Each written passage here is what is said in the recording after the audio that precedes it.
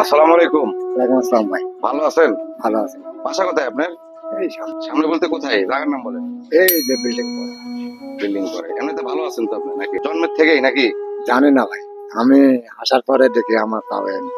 জানেন না মানে আপনি জানেন না এটা কখন হয়েছে এটা বলতে পারেন না। আমার আব্বু আম্মু মরে গেছে, আমি কারে দিলাম। এমনিতে সারাদিনে আপনি যে ইনকাম করেন কত ইনকাম হয়? আজকে কিছুই পাই না ভাই। আজকে পান নাই কিছু। আজকে মনে হয় আপনি কি আজকে দুপুরে খানা খাইছেন? না, তো দুপুরে খানাও খান নাই। না, পাই না, এটা খাবো কেন? দেখুন আসলে উনার দুইটি পাই বিকল। আপনার দুই পা দিয়ে তো কোনো কাজ হয় না। আপনি এই হাঁটু দিয়ে হাঁটেন মূলত, তাই না? দেখ ইনশাল্লাহ আমি হয়তো আমার অর্থ নেই, তাই ইনার মতো লোকদের আমি হয়তো বেশি সহযোগিতা করতে পারতেছি না।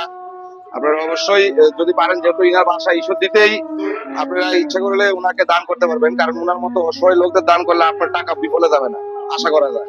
কারণ দুপুর টাইম এমন ওনার জন্য ছোট্ট একটি লাঞ্চের ব্যবস্থা করেছি, আর হয়তো অল্প কিছু টাকা দিব ওনাকে। হ্যাঁ, আচ্ছা ঠিক আছে, আপনি আপনি নেন। আচ্ছা, রিজিকের মালিক কে বলেন? আল্লাহ ভাই। আল্লাহ। তাহলে এটা আল্লাহ আপনার জন্য ব্যবস্থা করে দিয়েছে।